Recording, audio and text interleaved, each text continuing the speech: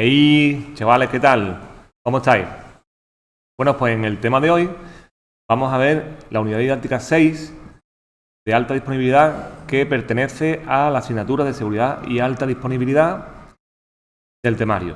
En este tema, un tema bastante interesante porque vamos a ver de qué manera los sistemas informáticos pues, proporcionan una alta disponibilidad en caso de fallos, en caso de sobrecarga y demás. Y empezaremos viendo una introducción a lo que es los conceptos de alta disponibilidad. Veremos en qué consiste y veremos cuáles son los pilares básicos de la alta disponibilidad. Veremos que para obtener una alta disponibilidad debemos de establecer lo que son los clústeres de alta disponibilidad. Y ya veremos lo que es. Veremos también las métricas de disponibilidad de los sistemas informáticos. Veremos que existen unos tiempos determinados y una forma de obtener cuánto de eficiente es un sistema informático. Y luego nos centraremos en la redundancia y el balanceo de carga, que son los dos pilares básicos de lo que es la alta disponibilidad en los sistemas. En cuanto a la redundancia, pues es tener más de un equipo o más de una conexión o más de un enlace que te ayuda a ofrecer siempre servicio. Y el balanceo de carga es de forma complementaria a la redundancia, tener varios sistemas configurados de la misma manera para que si uno falle, bueno, pues empezar a balancear las peticiones de uno a otro. Si los dos están disponibles, veremos también que en el balanceo de carga lo que hacemos es directamente dar una petición a un sistema y dar una petición a otro, y así de esa manera pues no se sobrecarga uno solo. Bien, pues la alta disponibilidad es una forma de diseñar un sistema informático para ofrecer siempre la máxima operatividad posible. O sea que el concepto de alta disponibilidad es que sabemos que existen una serie de recursos que son críticos en los sistemas informáticos. Recursos críticos significa que son aquellos que no deben de faltar. Y si falla por lo que sea, que siempre haya algo ahí que no te impida el acceso al servicio. Eso es la máxima operatividad. Se intenta que los tiempos en los que el sistema no esté disponible sean los menos posibles o no existan. Porque obviamente el sistema puede que no falle, sino que a lo mejor se esté actualizando porque tenga que tener algún parche de actualización. Sabemos que Windows se actualiza cada 2x3, ¿no? Para obtener parche de actualización, para obtener parche de funcionamiento, ¿vale? Y durante ese reinicio que hace o ese trasiego de información que hay por la red, pues hace que el rendimiento caiga. Bueno, pues eso intentaremos que sean lo menos posible o que afecte lo menos posible. Y los principales motivos por los que puede provocar una caída total del sistema informático puede ser fallo en el hardware, una memoria que se va, un disco duro que se va, una alimentación que se ha ido, actualización de software. Esto no es un fallo tal que sí, sino que hay un software que, por ejemplo, un servicio web, un Apache o un IIS que necesita actualizarse a una versión más nueva, bueno, pues ese servicio dejaría de funcionar hasta que no se actualice, ¿vale? Fallos en la red. Puede ser también que, por lo que sea, un cable se haya ido, un switch se haya ido, un router se haya ido y la comunicación por red haya fallado. Pues también hay una redundancia y un balanceo para eso. Corrupción de datos. Puede ser que mientras se estaba escribiendo en el disco duro o mientras se estaba escribiendo en una memoria, se ha apagado el sistema por lo que sea y no se ha terminado de escribir bien. Bueno, pues los datos estarían corruptos. Fallos en servicios externos de los que dependen en algún grado los sistemas informáticos de la empresa. Entonces, imaginaros que por lo que sea, dependemos de unos archivos que están en Internet y Internet falla. Bueno, pues entonces los servicios externos han fallado. O estamos accediendo a esos archivos en Internet. ¿Por qué? Pues porque estamos necesitando de DNS, estamos necesitando de ficheros, del Google Drive o lo que sea, y esos servidores ajenos a nosotros fallan.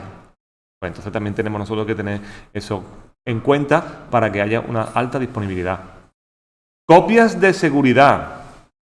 En cuanto a las copias de seguridad, sabemos que cuando se está haciendo una copia de seguridad, en muchos de los casos no se puede ni apagar el sistema, ni se puede actualizar el sistema, ni se puede realizar ninguna labor de mantenimiento. Así que cuando programamos copias de seguridad, tenemos que tener en cuenta que durante la copia de seguridad no se puede hacer nada, ¿vale? Obviamente, gente aburrida, ataques externos o gente resentida o internos. O muchos de los casos, desgracia sobrevenida. ¿Y qué eso de desgracia sobrevenida? Pues todo lo demás. Que viene un gnomo y pone una bomba en el rack. Que viene un terremoto o un maremoto que nosotros no podemos controlar y se lleva los sistemas por medio. Que hay una tormenta eléctrica y se carga toda la instalación eléctrica. En fin, todo lo que son las desgracias que no podemos controlar. ¿Cuáles son las dos técnicas fundamentales a la hora de la alta disponibilidad? Que además de ser técnicas fundamentales son complementarias entre ellas, o sea que se implementan las dos a la vez y se pueden implementar las dos a la vez y ofrecen mayor alta disponibilidad. Pues balanceo de carga y la redundancia, o como llaman en mucha bibliografía y demás, la replicación. En cuanto a balanceo de carga, ¿en qué consiste? Pues consiste en intentar que la carga de un sistema se reparta entre distintos enlaces, distintos servidores, distintos servicios, distintos sistemas. ¿Para qué? Pues para que si hay alguno que está dando una petición, bueno, pues si en vez de ser uno el que reparte esas peticiones son dos, pues se reparten el trabajo entre los dos. Luego, intenta repartir el trabajo de forma equilibrada. ¿Vale? Obviamente el balanceo de carga significa que yo voy a tener dos equipos. Voy a tener un equipo, otro equipo, y ambos equipos voy a estar recibiendo una petición y la siguiente por aquí, una petición y la siguiente por aquí, y con eso lo que hacemos es balancear la carga. Y en muchos de los casos, cuando este falla, como está replicado, pues entonces ya, si este falla, toda la carga iría aquí, pero seguiría habiendo servicio. Luego, la redundancia de sistemas que hemos dicho desde el principio que estaba en consonancia con el balanceo, permite que si uno de los equipos falla, pues que siga funcionando el otro. Y existen dos tipos de redundancia, la pasiva y la activa. La pasiva, incluyo en el diseño del sistema un exceso de capacidad. Por ejemplo, hago un agregado de enlaces en la red, de manera que yo pues, puedo tener para repartir la carga, a lo mejor tengo un switch aquí, y en vez de para salida a internet, pues tener directamente un router que tendrá salida a internet, bueno, pues tengo dos routers, ¿vale? Para salida a internet. En ese caso, estoy haciendo una dual WAN o salida dual a redes de área extensa o a internet. En cuanto al link aggregation, puede ser un agregado, o mejor dicho, un agregado de enlaces. Puede ser que yo tenga un switch y en vez de tener un enlace, un cable conectado uno a otro, pues tengo dos. En este caso, se está montando un agregado de enlaces que, además de sumar los anchos de banda de ambos, si uno falla por lo que sea, pues funciona por el otro. Sabemos que el 98% de los fallos de una red son los cables, así que si un cable se va por lo que sea, pues sigue funcionando el otro. ¿Vale? En cuanto a la redundancia activa, el sistema dispone de un mecanismo para detectar fallos y, si se detecta un fallo, se readapta para continuar prestando su servicio. ¿Vale? Entonces, ¿eso qué significa? Significa que el mismo equipo es el que de forma activa está constantemente analizando la situación, el estado de todo. Y si hay algún fallo por lo que sea, pues se readapta. Los RAID, por ejemplo, funcionan así. En cuanto a los discos duros en RAID, si yo tengo los discos duros en RAID y uno de ellos me falla, bueno, pues tengo el otro. ¿Vale? Y además el sistema operativo, que yo he especificado cuáles son los discos duros que están funcionando en el RAID que sea, ¿no? En el 0, en el 1, en el 5. Bueno, pues yo puedo ya especificar cuál es el que voy a poner de respaldo, cuáles son los que están en espejo, cuáles son los que están en tal. Entonces, si yo estoy montando un espejo o uno distribuido o la mezcla de los dos segmentados o lo que sea, pues ya el mismo sistema es el que va haciendo las cosas. O sea, que de forma activa, el sistema operativo es el que va analizando qué es lo que va pasando en cada momento. ¿Ven? Obviamente la pasiva también, en cuanto a un agregado de enlace o dual one, tiene un poco de redundancia activa, ¿no? Porque si este equipo que está aquí le conecto un router aquí y otro router aquí, debe de tener un mínimo conocimiento de gestión para poder enviar un paquete por aquí y otro paquete por aquí. Así que sí, se puede ver un poco relacionados los dos conceptos, de pasiva y activa, ¿vale? Entonces, ¿cómo diferenciamos uno y otro? Pues normalmente la pasiva se hace a nivel de red y la activa se hace a nivel de sistema operativo, ¿vale? Aunque sepamos que los dispositivos de red también tienen un sistema operativo de red, ¿eh? Pero bueno. Bueno, pues tanto para el balanceo de carga como para la redundancia, lo que se suele implementar en una arquitectura son los clústeres de alta disponibilidad. Los clústeres de alta disponibilidad se consiguen, pues, aumentando el número de servicios o de servidores que hay en nuestra arquitectura. De manera que nosotros, cuando vayamos a implementar un sistema, si queremos balanceo de carga o redundancia, tenemos que tener varios equipos puestos. Está claro que un solo equipo no se consigue ni balanceo de carga ni redundancia. Entonces tenemos que tener varios equipos. Obviamente, ¿qué pasa? Que el coste económico, si tengo varios equipos, aumenta. Luego, si yo quiero un sistema de alta disponibilidad, yo me tengo que gastar ahí el dinerito. Me lo tengo que gastar. Porque me hace falta gastar en más cacharros. Pero normalmente, como ya sabemos todos, que existe una cosa que se llama virtualización, nosotros podemos virtualizar algunos servicios y esos servicios duplicarlos o hacerlo como balanceo de carga, y con eso me ahorro algún coste, ¿vale? Me ahorro algún coste. Es por eso por lo que en los clústeres de alta disponibilidad, los hipervisores que trabajan a nivel del hardware son importantísimos, porque yo con los hipervisores que trabajan a nivel de hardware puedo automáticamente diseñar, por ejemplo, una cola de recursos, resource pool, como se hace en Prosmo.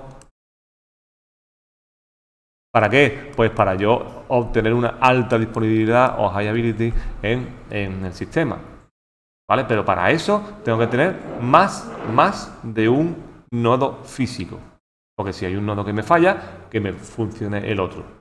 Y dentro de cada uno de ellos, muchos servicios virtualizados, ¿vale? Bien, hay dos modalidades para establecer los clústeres o los clústeres, como una granja de servidores redundantes que se reparten la carga de trabajo, que es un clúster de balanceo de carga, o como sistema capaz de arrancar nodos pasivos cuando cae otro para reemplazarlo. Los respaldos, ¿vale? Que son los clústeres de alta disponibilidad. Rafa, ¿se pueden hacer los dos a la vez? Sí, se pueden hacer los dos a la vez. Todo está trabajando a la vez balanceando carga y a la vez uno esperando por si acaso uno no funciona que salte el otro, ¿vale? Porque hemos dicho que los dos conceptos son complementarios y al final del tema veremos un ejemplo en el que se ve perfectamente cómo yo implemento dos sistemas de alta disponibilidad y balanceo y lo tengo ahí preparado por si uno falla que funcione el otro. ¿Cuáles son los conceptos relacionados con los clústeres de alta disponibilidad? Pues el concepto de failover, switchover, takeover, giveback o failback. El failover es el concepto usado cuando un nodo debe asumir las tareas de otro nodo caído. O sea, cuando normalmente se produce un fallo en el servicio y un nodo debe sustituir esos servicios por otros. ¿Cómo? Importando recursos y levantando servicios que estuviesen por ahí esperando a que fallara el sistema. Luego después está el switchover, que cuando el failover requiere una intervención humana para levantar los servicios y reconfigurar el clúster. ¿Esto qué significa? Que, oye, mira, me ha llegado un mensajito al móvil y yo necesito encender un servidor y lo tengo que encender a mano.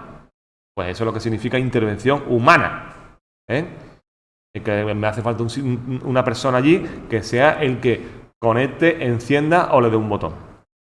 Takeover, proceso por el cual un nodo adopta los recursos del nodo caído para poder arrancar el servicio interrumpido. Luego el giveback, cuando el nodo caído vuelva a ser parte del clúster, o sea, cuando el nodo ya directamente lo que hago es recuperarlo y después tenerlo ahí ya funcionando. Y el failback, que son operaciones necesarias para revertir el clúster a su situación inicial y dejarlo todo tal como estaba. Entonces, si os fijáis bien en este esquema que está aquí abajito, este esquema en 4 pasos, primer paso, segundo paso, tercer paso y cuarto paso, en estos 4 pasos te explica todos los conceptos de estos que se han visto. Vamos a suponer que yo tengo un clúster de alta disponibilidad donde tengo un servidor 1, un servidor 2 y un servidor 3. Vamos a suponer que tanto el 1 como el 2 como el 3 son físicos, son 3 nodos físicos, son 3 máquinas enchufaditas. Y dentro de cada máquina tengo una aplicación que está virtualizada o una aplicación que se está ejecutando. En el servidor 1, en la aplicación 1, en el 2, la 2 y en el 3, la 3. Tanto el 1 como el 2 como el 3 tienen un almacenamiento compartido. Esto es clave para el tema de los clústeres de alta disponibilidad. Si yo no tengo un almacenamiento compartido, yo no puedo hacer ni la mitad de las cosas que se pueden hacer con la alta disponibilidad. ¿Cómo se consigue un almacenamiento compartido? Pues ya lo hemos visto en otras asignaturas, ¿no? Por ejemplo, montando un FreeNAS. Montando un TrueNAS. Montando cualquier tipo de sistema con almacenamiento compartido que me sirva a mí para poder guardar todos los datos aquí por si este se cae, que este coja los datos. Luego, cuando se monta un clúster de alta disponibilidad, tanto este servidor como este servidor como este servidor están accediendo a esos datos compartidos, a ese almacenamiento compartido. ¿Vale? Por eso es importante que estas conexiones que estén aquí sean conexiones muy rápidas. ¿Vale? Sean conexiones muy rápidas. Por fibra óptica, por lo que sea. Bueno, pues vamos a suponer que el servidor 3 cae. Se produce un fallo. Pues cuando este servidor cae, si yo tengo un servicio activo, yo veo que esto ha fallado y se produce, y en el failover, el servidor 2 o el servidor 1 debe de coger estas aplicaciones que en el servidor 3 se estaban ejecutando y ya no están disponibles y tomarlas como suyas. Ese es el concepto de failover. Se produce el fallo. El servidor 2 asume las tareas del servidor 3. Y eso significa que el servidor 2 tiene que adaptar todos sus recursos, la memoria, el procesamiento, todo, para que este servicio, esta aplicación que estaba aquí, ahora ya se meta en el servidor 2. Obviamente, en este servidor 2 debe de tener eso, y lo vuelvo a repetir, ese almacenamiento compartido. Si yo no tengo ese almacenamiento compartido, yo no sé ni la aplicación que se estaba ejecutando aquí, ni los datos que está ejecutando aquí, ni los datos que se están compartiendo, no sé nada. Entonces, este almacenamiento compartido, para cuando me requiero un clúster de alta disponibilidad, es clave para todo esto. Bueno, pues una vez que el servidor 2 ha tomado ya lo que es el servicio del servidor 3, si por lo que sea en el siguiente paso ese servidor 3 se ha podido recuperar y se ha podido ejecutar de nuevo, en el failback vuelvo otra vez ¿a qué? A restaurar esta aplicación 3 en ese servidor 3 y con un giveback el servidor 2 vuelve a controlar otra vez y vuelve a liberar otra vez los recursos que tenía antes asignados. ¿Vale? Entonces, ¿cómo recupero el servidor 3? Bueno, pues como sea, ¿no? O ha venido el técnico y le ha cambiado el disco duro, o la memoria, o lo ha vuelto a enchufar otra vez, o se ha ido un cable, o lo que sea. En este caso, se ha producido una intervención humana, en el caso de levantar el servicio. ¿Vale? Bueno, pues, visto cómo funcionan los clústeres de alta disponibilidad, vamos a ver cuáles son las unidades para ver cuánto eficiente es un sistema en alta disponibilidad. Eso es lo que se llaman las métricas de disponibilidad. En las métricas de disponibilidad, obviamente, hemos visto aquí en el anterior, hemos visto que en cuanto se produce el fallo, el servidor cae, empiezan a contar un tiempo. Ese tiempo que empieza a contar es desde que se produce el fallo hasta que se arregla otra vez y se vuelve otra vez a estar todo funcionando, ¿no? Pues claro, hay un tiempo en el que el servidor 3 ha dejado de funcionar y el servidor 2 tiene que coger los servicios. Hay un tiempo en el que este servidor 2 deja estos servicios y los vuelve a tomar otra vez el servidor 3. Hay un tiempo para una cosa, hay un tiempo para otra, hay un tiempo en el que hay servicios que no funcionan porque en ese momento ha dejado de funcionar. Pues todo eso es lo que se tiene en cuenta a la hora de las métricas de disponibilidad. Los tiempos. Y ver cuáles son los tiempos en los que un sistema ha dejado de funcionar. El tiempo de inactividad. Eliminarlo por completo es imposible.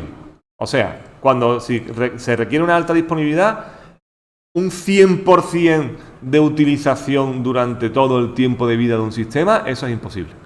Eso es imposible. Lo que se hace es intentar minimizarlo. Minimizarlo. ¿Minimizar lo que significa? Pues que si yo, por ejemplo, tengo un diagrama en el que aquí muestro una línea temporal, ¿vale? Y durante este periodo se ha apagado el sistema, durante este periodo se ha vuelto a encender, en este periodo se ha apagado, en este periodo se ha encendido y demás, que todo este tiempo, los tiempos de apagado sean los menores posibles, ¿vale? Entonces se cuentan tanto los tiempos apagados como los tiempos que está encendido. ¿Para qué? Pues para obtener esas métricas. Y se utilizan estos conceptos que están aquí. El MTTR, el MMTF, el MTBF. Para calcular tanto el MTTR como el MMTF y el MTBF, se tienen en cuenta esos tiempos que hemos estado hablando. Concretamente, el primero es el TTR, o el Time to Repair, que es el tiempo de recuperación. Además de ese, el Time to Failure, que es el tiempo de fallo, que es el tiempo que se produce hasta que se produce un fallo. Hasta que se produce un fallo, ¿vale? El TBF, que es el tiempo entre fallos, o el Time Between Failures. Es el tiempo es el tiempo que hay entre el que se ha producido el primer fallo y se ha producido el siguiente fallo. En este esquema podemos ver cómo el TTR está representado aquí cuando está apagado. O sea, se supone que durante este tiempo se está recuperando el sistema. Podemos ver aquí como el TTF es el tiempo que está encendido el equipo y es el tiempo que transcurre mientras que está el equipo encendido y sin ningún fallo. Y luego está el TBF, que es el tiempo que se produce entre el inicio del primer fallo y el inicio del siguiente fallo. Vale, pues entonces, con estos datos se calculan el MTTR, MTTF y el MTBF. El MTTR será el tiempo medio de recuperación, o el Mean Time to Repair. El MTTR se calcula con la siguiente fórmula: el tiempo total inactivo dividido entre el número de fallos que ha tenido en un periodo de tiempo. En un año, en 2 años, en un mes, en 2 meses, en 6 meses, en el tiempo que sea. Para el MTTF, que es el tiempo medio hasta que se produce un fallo, o el Mean Time to Failure, se utiliza esta formulita que está aquí abajo, que es el tiempo total disponible dividido entre el número de fallos que se ha producido. Para calcular el MTBF, o el tiempo medio entre fallos, o el Mean Time Between Failure, utilizo el tiempo total, que estoy contabilizando toda esta operación entera, entre el número de fallos. Y eso nos va a dar una disponibilidad, nos va a decir cuán bueno es nuestro sistema. Y va a ser el MTTF, el tiempo medio hasta que se produce un fallo, dividido entre el MTBF, o el tiempo medio entre fallos, por 100. Y eso va a ser disponible, el tiempo disponible dividido entre el tiempo total por 100. Tendremos un tanto por ciento, 95, 98, 93, 99,99, el que sea. ¿Vale? El 100% ya sabemos que es imposible, porque siempre hay algo que va a hacer que nuestro sistema pues pare. Rafa, estos momentos de off ¿También se consideran fallos siempre? Pues no. Estos tiempos en off también pueden considerarse como tiempos en los que un sistema se está actualizando.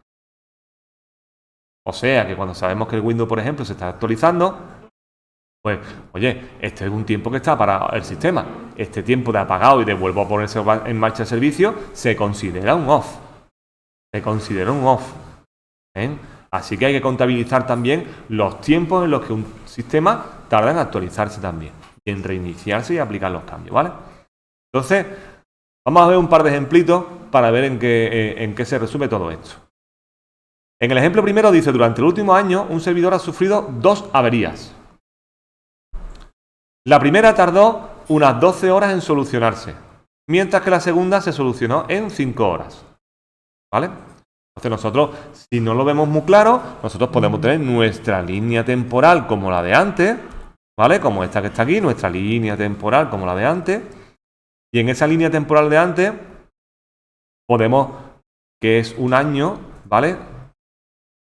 Podemos empezar a decir, la primera tardó en 12 horas en solucionarse. Bueno, pues sabemos que durante el primer año se ha producido una avería y esa avería ha tardado, pues, 12 horas en solucionarse. Off. ¿Vamos? Luego después hay un tiempo en la que ha estado en on y la segunda se solucionó en 5 horas. Luego ha habido otro tiempo de off durante 5 horas. Por motivos de mantenimiento, actualizaciones de software, que es lo que yo decía antes, estuvo sin prestar servicio durante 2 horas el primer día de cada mes. 12 meses. Y el primer día de cada mes, 2 horas. ¿Vale?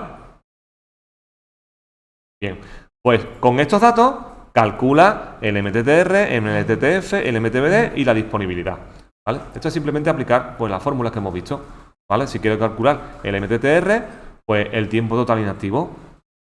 El tiempo total inactivo, vemos cómo son las 17 horas, ¿vale? Que son las 12 horas más 5 horas. Más el 2 por 12. Son las 2 horas de cada mes, ¿no? ¿Vale? Entonces, ¿el número de fallos cuál ha sido? 2 fallos que ha tenido el sistema, las 2 averías, y los 12 actualizaciones que se tienen al mes. Bueno, pues esto nos da que en el año entero hay un tiempo medio de recuperación que es de 2,93 horas, casi 3 horas, nada más que recuperando los sistemas. ¿Vale? Tiempo medio hasta que se produce un fallo, pues el tiempo total disponible dividido entre el número de fallos. ¿Vale? Entonces, tenemos los 365 días por 24 horas cada día, y a esto por el resto, pues justamente el tiempo total inactivo. O sea, todo el tiempo que tengo disponible, que son los 365 días por 24 horas, estamos calculándolo todo en horas, ¿vale? Y aquí tenemos el total inactivo que ha tenido, se lo quito, lo divido entre el número de fallos y tengo aquí el número de horas hasta que se produce un fallo. ¿Vale? Para calcular el tiempo medio entre fallos, pues igual el tiempo total, que son los 365 días por 24 horas cada día, dividido entre el número de fallos, que son los 2 fallos que ha tenido más las 12 mantenimientos. Total 625 fallos. Perdón, horas. Luego la disponibilidad será los 622,79 dividido entre los 625 por 71 y como lo quiero sacar en porcentaje, pues lo multiplico por 100. Y tendré que la disponibilidad de este sistema es un 99,53%. Esto es una porquería. Esto es una porquería. A ver, no, puede haber cosas peores en el mundo y en la vida, pero el 99,53% de un servicio al año se puede mejorar, Se puede mejorar.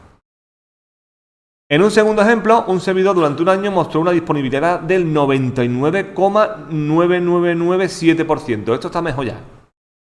Esto ya está mejor. ¿Vale? Fijaros que estamos hablando de esta parte de aquí, que eso es lo que cambia, Y ahora veremos el cambio. ¿Cuánto tiempo de inactividad sufrió? Pues nada, la disponibilidad, tengo el tiempo total disponible durante un año, ¿vale? El tiempo total y por 100. Entonces, yo nada más que, si lo que quiero es saber el tiempo total disponible lo tengo como una ecuación de primer grado, en lo que calculo la X, y la X me dice que he tenido unas 8.759,97 horas disponibles.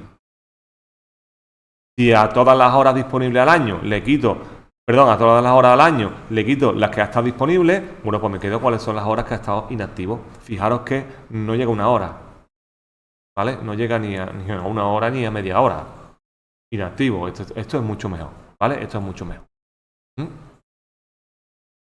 Bueno, pues el esfuerzo humano y económico para aumentar la disponibilidad de un 99% a un 99,9% es relativamente pequeño, porque obviamente al año cambiar solamente este dígito que está aquí, pues estamos hablando de un par de horas, 3 horas, 4 horas, en las que tiene que haber un tío ir pendiente o tengo que mejorar la situación. Sin embargo, aumentar del 99,9999 al 99,99999 puede resultar tremendamente costoso y complicado. Y estamos hablando de que, hombre, Rafa, ¿esto de verdad se consigue? ¿Estas cifras así? Bueno, pues en sistemas informáticos muy, muy críticos, como pueden ser Google, mensajería instantánea de WhatsApp o la que sea, o de Telegram o lo que sea, tener un parón de, por ejemplo, 52 minutos al año, un downtime de 52 minutos por año, estamos hablando de casi una hora, a tener un parón de 3,15 segundos al año, requiere de que pasemos del 99 al 99,999. ¿Se consigue? Bueno, pues nada más que tenéis que ver WhatsApp, por ejemplo, cuánto tiempo ha estado caído durante un año. Y vemos cuál es la disponibilidad que tiene. Y eso, los que están trabajando en un CPD saben perfectamente que requiere de muchísima duplicación de servicios, de muchísimo balanceo de carga, de todo. ¿Vale? Bien, en cuanto a la redundancia de servidores, vamos a empezar a ver cuál es uno de los primeros pilares que hay. La redundancia de servidores en un clúster se consigue mediante la replicación de nodos. O sea, aquí necesito que haya más de un nodo haciendo algo. Como copia espejo idéntica. ¿Eso qué significa? Que si yo voy a montar una página web, un servicio web, ese servicio web tiene que estar replicado exactamente igual en 2 máquinas. O sea que si lo estoy haciendo por lo que sea en virtualización, yo tengo mi servicio web y cuando tengo mi máquina virtual con mi servicio web, copy paste, duplicate, clone, le hago un clonado a esa máquina y con esa segunda máquina pues ya le cambio los parámetros que le tengan que cambiar, que normalmente le vas a tener que cambiar como mínimo la IP, y ya tengo los servicios, digamos, replicados o redundados. Eso es lo normal, ¿vale? Preparas un servicio de la forma en la que tú quieras prepararlo y después lo clonas. Hay después formas en las que se sincronizan no los servicios completos ni las máquinas completas, sino directorios. Y para ello hay aplicaciones que sirven para esa sincronización de directorios, como por ejemplo la rsync, una aplicación en sistemas Linux que se encarga de la sincronización remota de archivos. De manera que retransmite solo los bloques que realmente se modifican, comparte y cifra la transmisión y respeta las propiedades, los permisos y los atributos de los sistemas, de los ficheros.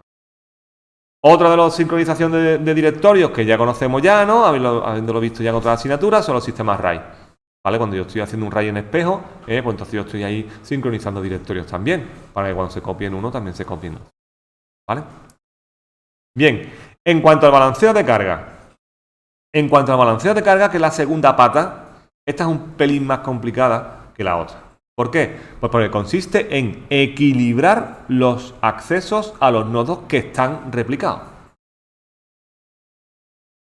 En el caso de ser un balanceo de carga de sistemas, ¿vale? Si es un balanceo de carga de lo que son enlaces de red o lo que sea, ya eso es distinto, ¿vale?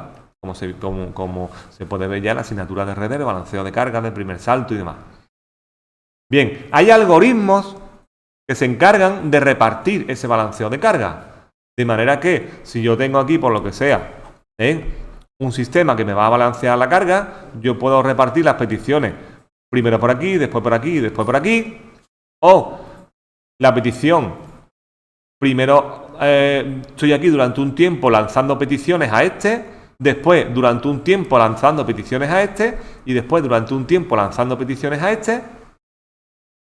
O puedo dividir las peticiones y después sincronizar las peticiones, que eso es lo que menos se hace. En el caso de balanceo de carga por petición, yo puedo lanzar una petición aquí, sea cual sea el tiempo que vaya a tardar en servirla, por aquí igual y por aquí igual. Si yo estoy realizando un balanceo de carga por tiempos, el algoritmo más conocido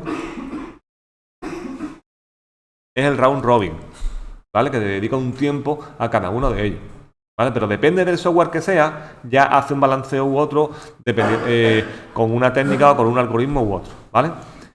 En el primer balanceo que vamos a ver, que existen 3 métodos principales, el balanceo por DNS, vemos como aquí entra en función y de una forma muy activa el servidor DNS. Nosotros hemos visto, por ejemplo, la asignatura de servidores, ¿no? Que cuando nosotros tenemos un equipo cliente y hacemos una petición al servidor DNS, el DNS me devuelve la IP, ¿no? Yo, por ejemplo, estoy aquí, en este caso, síntesis, ¿no? Estoy buscando cuál es la IP de síntesis y el servidor DNS me devuelve la IP, ¿no?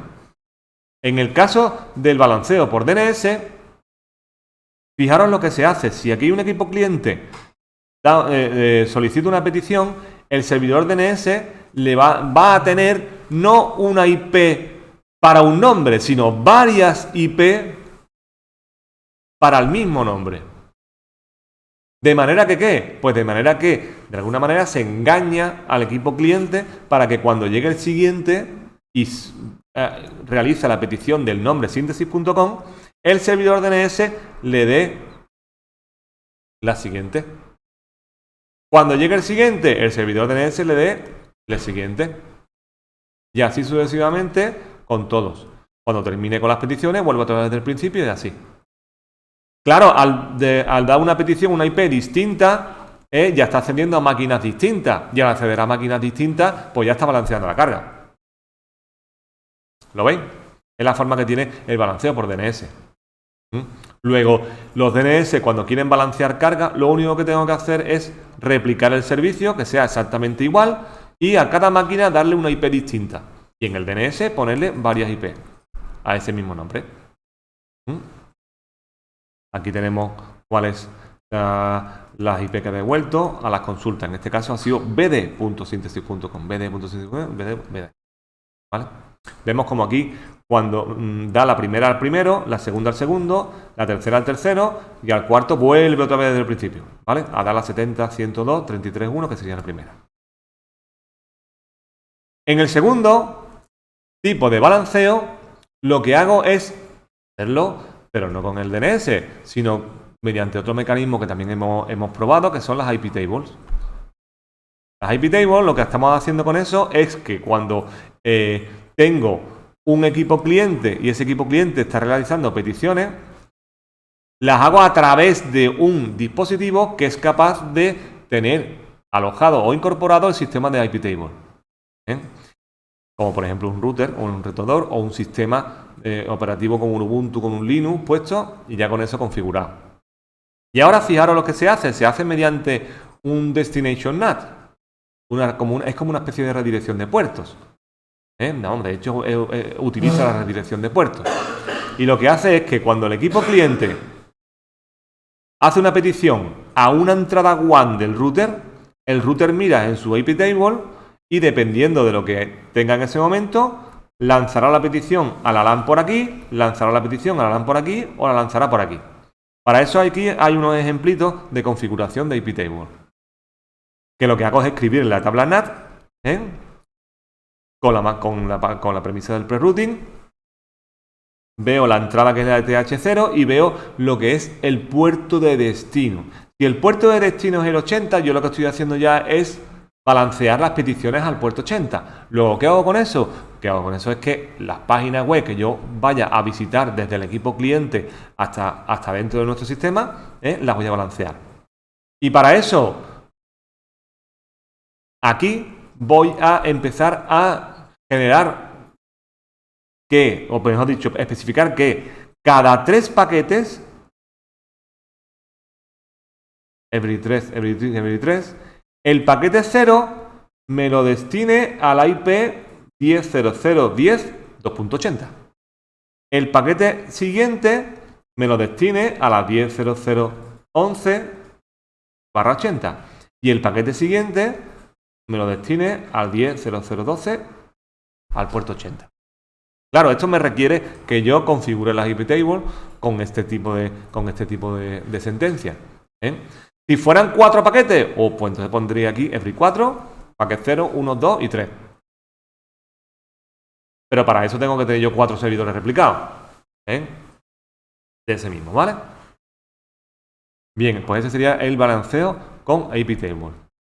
También existen software específicos para balancear,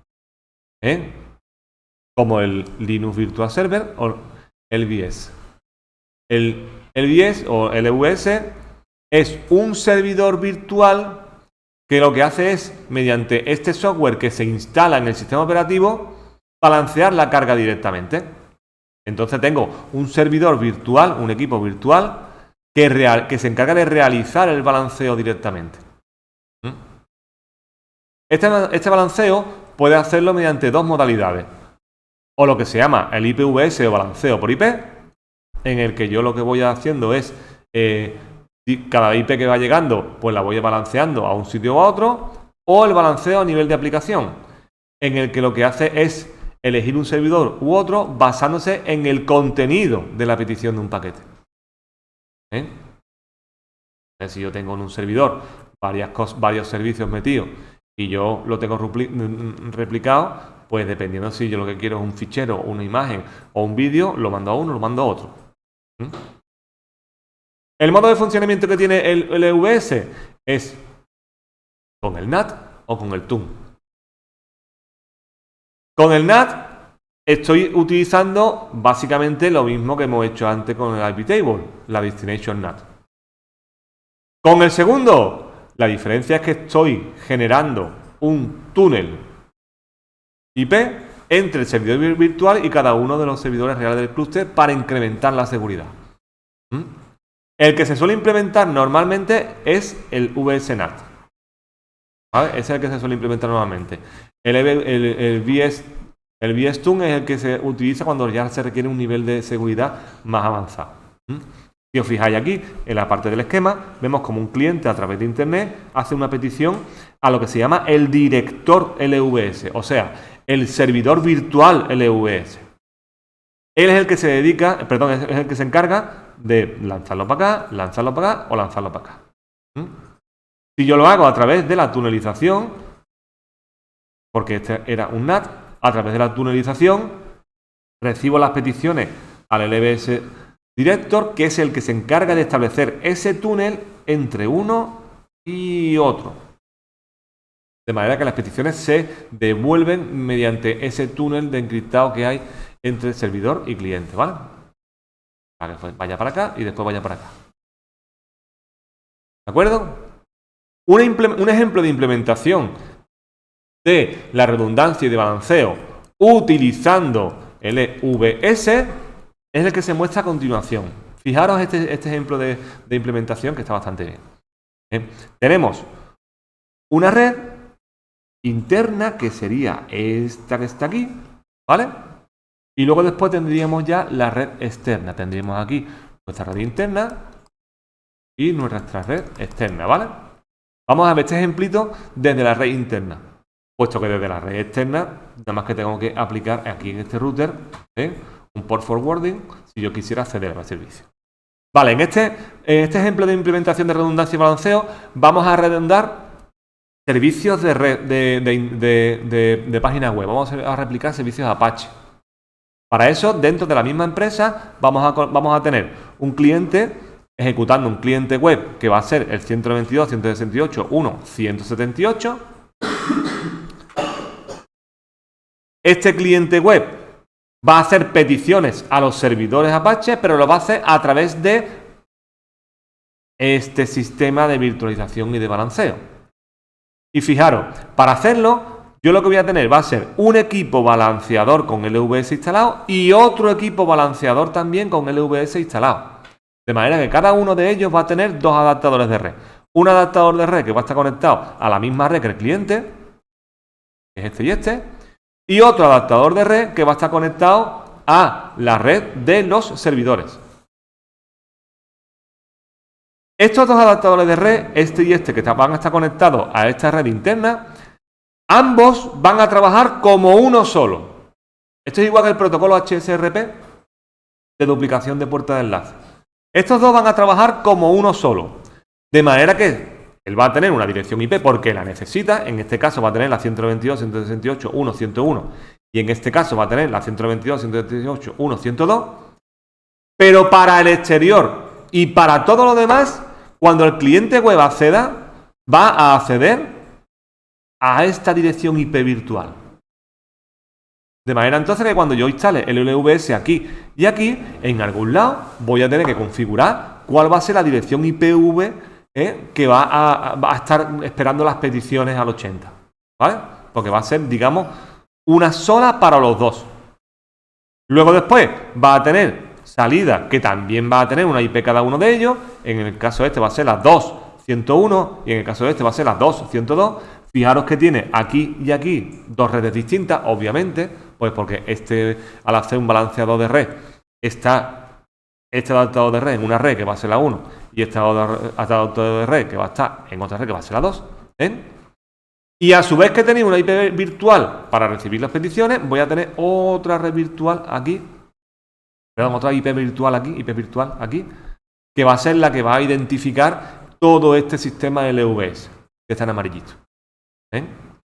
Vamos a tener un Apache que va a ser la 2.101. Fijaros que obviamente si estamos entrando en la red de los servidores vamos a tener que tener la misma red que aquí y aquí la 2.102, ¿vale? Que es aquí. ¿Esto qué va a hacer? Esto va a hacer que cuando el cliente web abra el Chrome, el Firefox, el que sea, y ponga la 192.168.1.100, una petición vaya por aquí y otra petición vaya por aquí. Fijaros que yo las líneas las estoy poniendo siempre entrando en este balanceador de la izquierda. ¿Lo veis? Eso es porque yo puedo poner por defecto cuál es el balanceador por defecto que hago que me balancee. Y si este falla, como tengo redundancia, me funciona el otro balanceador. Luego, ¿qué es lo que estoy haciendo con esto? Implementar tanto redundancia como balanceo. Así que primero voy a estar trabajando con este balanceador de la izquierda y si este falla, trabajo con el balanceador de la derecha. Es un sistema completo, es el sistema que se suele hacer, ¿vale? Pues bien, si yo el cliente web lo abro y realizo una petición, me muestra este. Si le doy a F5 en el navegador, o mejor dicho, control más F5 para que no te mire en caché en el navegador, la otra petición me la devolvería este que está aquí. Porque el balanceador ya se encargaría de coger una petición para un lado y otra petición para otro. ¿Vale?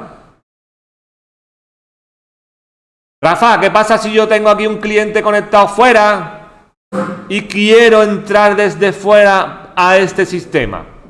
Pues nada, lo único que tengo que hacer aquí es un port forwarding mediante un destination NAT en este router que está aquí para decirle, escucha, peticiones que entren a esta IP pública en el puerto 80, me lo redireccionas a la IP privada 192.168.1.180. Y ya con eso estoy permitiendo desde afuera entrar dentro de nuestro sistema. ¿Vale? Como si fuera un solo servidor aquí, normal y corriente. ¿De acuerdo? Bien. Pues con esto y un bizcocho se acabó el tema 6. Ahora tocaría lo que es las prácticas de clase del RA6, que básicamente consistiría en generar este ejemplo que hemos visto aquí anteriormente en nuestro sistema para integrarlo con las prácticas de clase. Bueno, espero que os hayáis enterado del tema y que lo hayáis disfrutado tanto como yo. Si tenéis alguna duda o queréis preguntar cualquier cosa, pues bueno, escribidlo en los comentarios o me lo decís en clase. Bueno, un saludito. Ahora.